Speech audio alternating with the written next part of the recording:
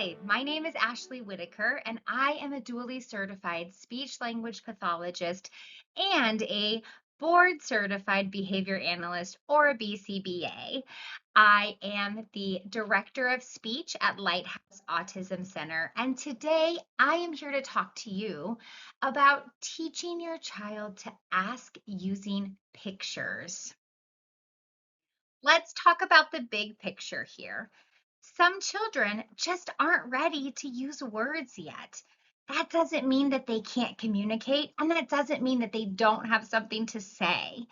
Picture exchange teaches your child to walk up to someone, hand them a picture, and get what they want. That's real communication.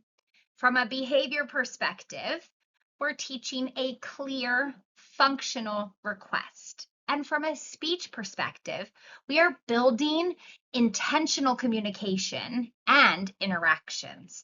The goal here isn't just giving a picture. The goal is initiating communication because we know that that's what's important and that's where it starts. Why we don't just hand them the item when we've got picture exchange in the works here, okay?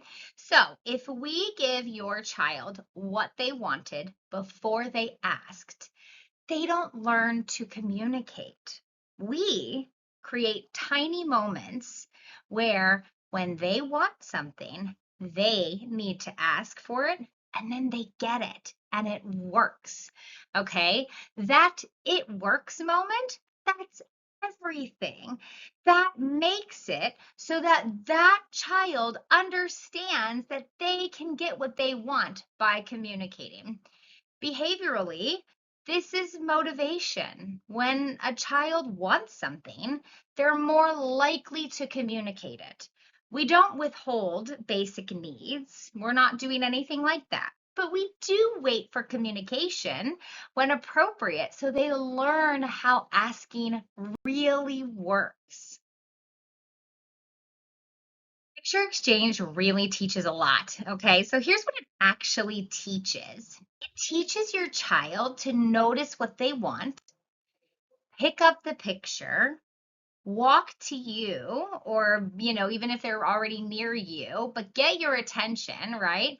Put it in your hand and get that item. Sometimes it includes looking at you for you to, when you say, you respond, if it's their favorite stuffy or their favorite treat. Oh, goldfish. Yeah, you want goldfish, goldfish.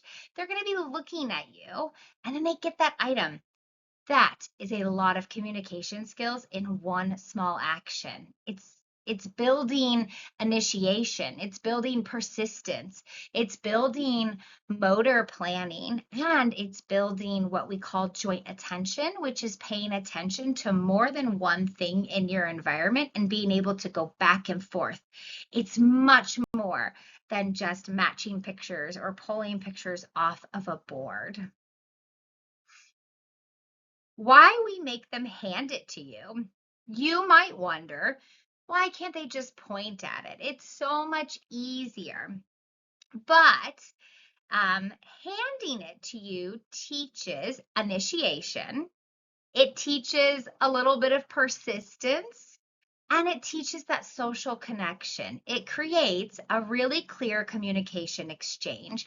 I also like to explain that I want to be the giver of all the good things when I want my child to know that communicating with me gets them good things. Okay, we want to build that new bridge. We want to build those new behavior patterns where our children learn that when they communicate intentionally, they get what they want faster. They get more of it. They get more time on the trampoline if they just request to go to the trampoline versus having a 10-minute meltdown outside of the trampoline because we accidentally walked past it and I didn't realize they wanted it, right? I'm sure that type of a scenario probably resonates with all parents. I know I can speak from my personal experience, and I've had a time or two like that with my children where I'm like, oh my gosh, I just wish You would have told me that. It teaches that. Okay. So, from a behavior standpoint, we're strengthening an independent mand or a request, right? That mand is also another word for a request. From a speech standpoint, we're teaching that purposeful, intentional communication, and it's directed to a communication partner so that they recognize I get good things when I communicate with you. Will this stop them from talking? No, no, no, but I understand the fear. Trust me. I get why it makes sense. Okay. It makes sense that if they had another way to talk, they won't use their vocal speech. Research and my own personal clinical experience has shown that using pictures does not stop speech development. In many cases, in fact, speech increases once frustration decreases. Okay. So when communication starts to work, our confidence grows. When we start to have a little bit of more time before we are frustrated or in what I like to call that fight or flight, position where we think this is the end of the world. Someone just took something that I wanted to play with and I don't know how to get it back. And so now I'm in fight or flight mode and I'm crying and screaming.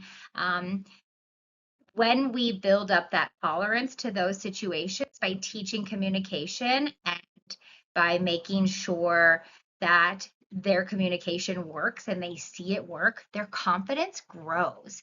And a lot of times, the pressure to talk really decreases, and then we actually see more success with vocals. Okay.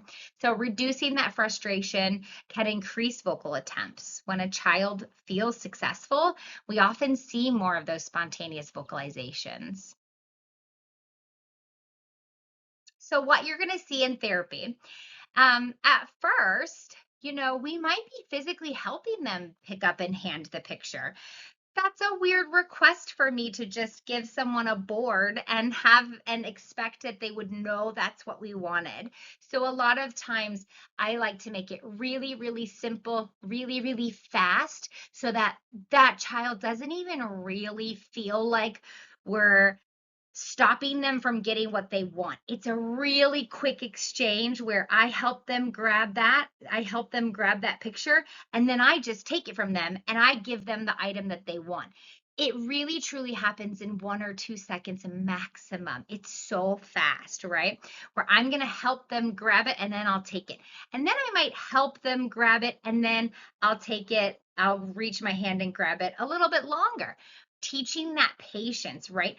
Increasing that wait time, and that pretty soon a lot of our learners will be grabbing it and reaching for the person that they want to give it to. Okay. So our goal here is to help them be successful really quickly at first and then fade our help really quickly as well. Okay. We really want them to be doing this independently, and we do everything that we can to get there. And that's something you can do at home. You can start by making it easy, and then you can slowly make it a little bit more independent as your child starts to show you that they didn't need as much of your help anymore. Okay.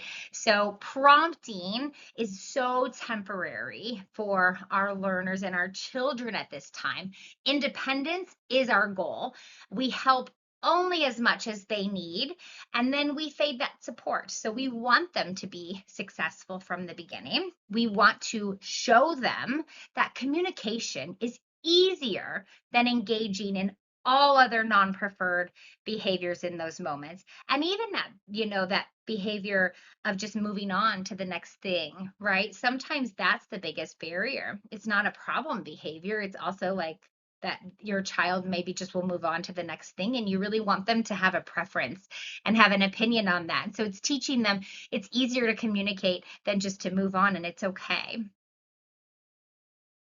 So what can you do at home, right? That's the big question here. What can we do at home? Keeping pictures accessible. If your child is a child that's working on picture exchange in some way, keep those pictures accessible. I like to keep, certain things in certain areas to just make life easier at home. I understand that finding a little booklet with all the pictures when you have no idea where it was last left can be really tricky. I think there's benefit to having some pictures in the kitchen, some pictures in the living room, right? Some pictures with routines in the bathroom, things like that. Putting them in places where it makes sense. Keep it accessible.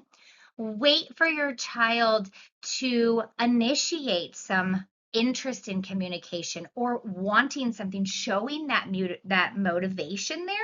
That's what you want to wait for. You wait for that little motivation, and then you teach them and you give them help to how to say that they want that thing.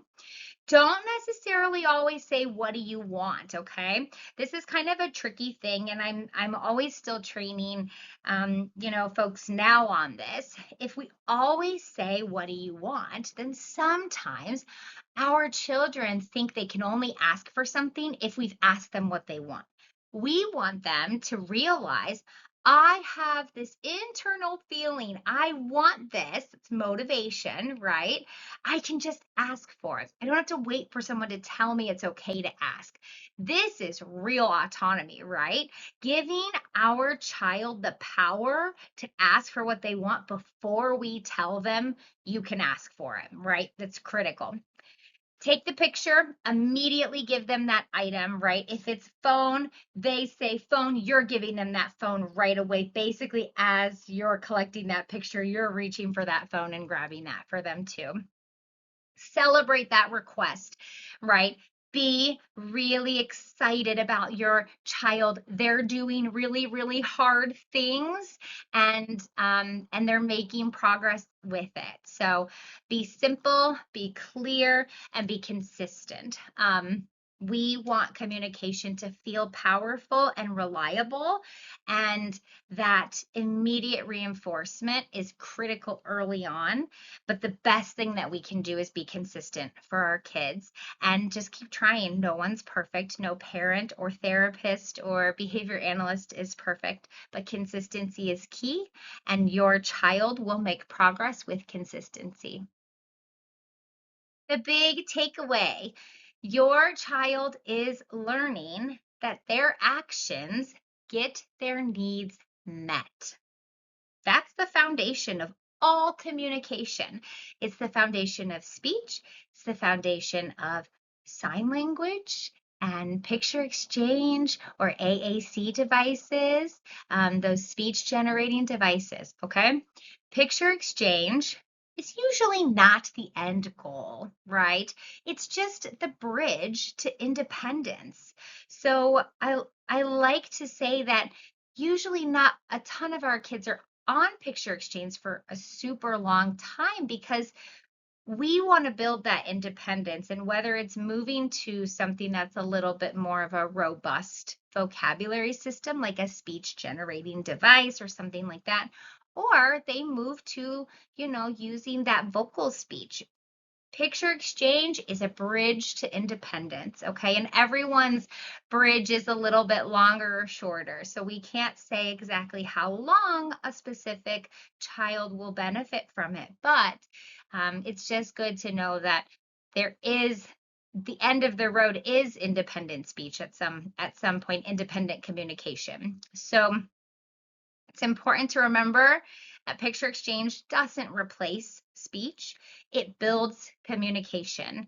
And then when we get that motivation for communication, then we get a little bit more buy-in from our kids, and we get a little bit more motivation to have that communication be more and more successful and independent over time.